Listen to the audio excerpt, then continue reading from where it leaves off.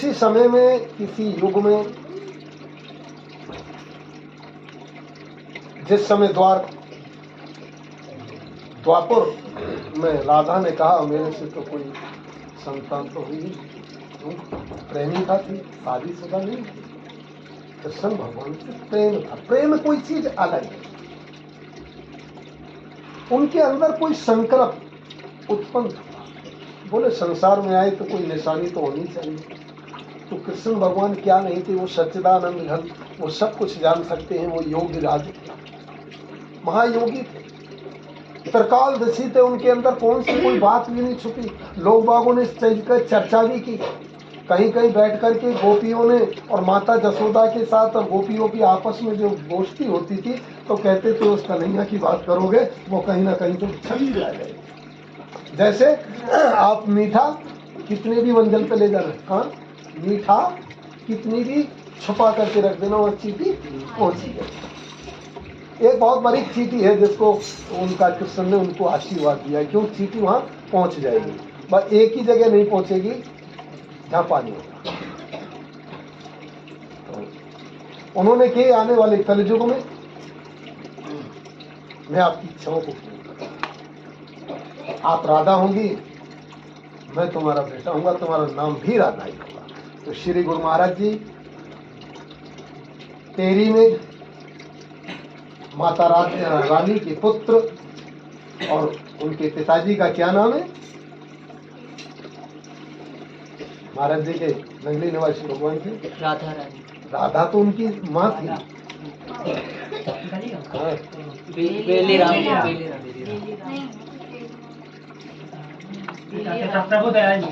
प्रभु दयाल। तो ये महाराज जी जो कृष्ण का अवतार था तो कैसे हुआ कि जब जब होई धर्म की हानि बढ़े असुर अधुर अभिमानी तब तब प्रभु रचे मनुष्य शरीरा हरे कलेश मम सज्जन पीरा।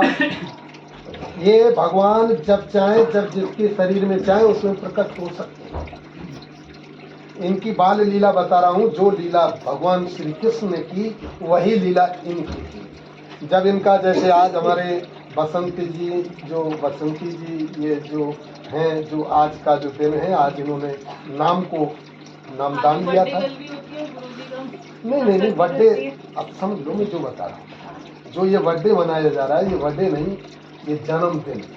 और जन्म वास्तव में हमारा कब से है कि जब से हम सतगुरु की शरण में लगते हैं और नामदान होता है, वह जन्मदिन है। वही हमारा उस दिन से वहां भगवान के यहाँ एक एक सांसों की लड़ी पहुंचती है और वो उनको आत्मा उनकी परमात्मा की तरफ लगती है। उसी दिन से उसका पृथ्वी पे आना जन्म कहा जाएगा। बाकी माताओं से तो ना मालूम कितनी बार जन्म हुआ, कितनी बार मरण हुआ। तो यही जन्मदिन मना रहे थे। महाराज जी छोटी अवस्था में थे तो पब्लिक जुड़ी हुई थी, वो तो अलौकिक थे। जिनको नहीं आना है तो आना है, क्योंकि कन्हैया लाडला ही चटपट ऐसा था। बोले किसके? राधा जी के पुत्र का, उसका कन्हैया था। तो उनको पहले से ही कहते थे भैया वो तो अलौकिक लड़का है, उसकी सूरत तो हम भी देखेंगे।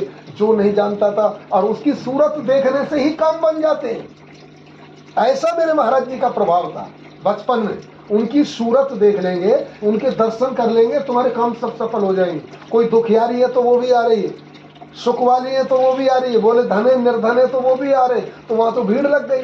और वो कोई ज्यादा बड़े आदमी राजा महाराजा तो थे ही नहीं, छोटा सा उन्होंने प्रोग्राम रचाया और वहां देखने लगे। तो महाराज जी नटखट तो थे ही, तो कहने लगी माँ मुझे दूध पिलाओ, और वो तो चाय नहीं खत्म हो गया। वो बार बार उनको डांट रही कि नहीं दूध नहीं है। बोले देखो मेरी माँ जन्मदिन मना रही है, खुशी मेरी मना रही, पर मुझे एक गिलास दूध नहीं पिलाती। और जो दूध मांगता है वो कृष्ण भगवान का प्यारा होता है, वही कृष्ण कन्हैया। बोल कृष्ण भगवान की जय। उन्होंने कही मेरी माँ इतनी झूठी है, दूध होते हुए भी मुझे नहीं दे रही, सबको चाय पिला रही है, मुझे दूध पीना है। दूध है ही नहीं। बोले इतना दूध है हमारे घर के अंदर, कमी नहीं। उन्होंने कही कहाँ है दूध?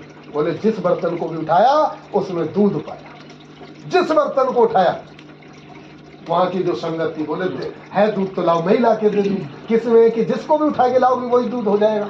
तो जिस बर्तन को उठाए उसमें पानी भरा है वो भी दूध, और जिसमें नहीं भरा है वो भी दूध, सब बर्तन फुल दूध से हुए। बोल मेरे श्री गुरु महाराज जी, ऐसी लीला करी, सब गदगद हो गए, बोले वास्तव में ये अलौकिक और ये कोई लीलाधारी, जब से उनको लीलाधारी और चमत्कारी कहते हैं। तो वो कृष्ण का ही अवतार है, वही कृष्ण का हो चाहे राम का हो, चाहे उनके लिए नानक साहब का हो, चाहे उनको महावीर स्वामी का हो, इनके लिए जो मानोगे ऐसा ही उनको रूप दिखाया। ये भक्तों की ऐसी सहाय है।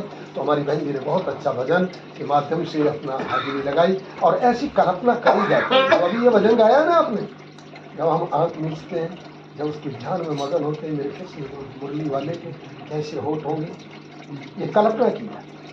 जैसा आप विचार करेंगे, जैसा आप विचार करेंगे, चित्तवन करेंगे, चित्र बनाएंगे, तो वो सामने वही फोटो आ जाएगी, वही फोटो आ जाएगी जिसमें आप ज्यादा लब्ध हो जाएंगे। तो कैसी आंखें होंगी, कैसी भौहें होगी, कैसे पतले पतले होठ होंगे, सुआ जैसी नाक होगी, ऐसा मेरे मालिक का ध्यान करते हुए उसमें ध्यान मगन हो जाएंगे, और उनका वही स्वरूप हो जाएगा और उनके अंदर समा जाएगा। बोल मेरे श्री गुरु महाराज की जय। हाँ।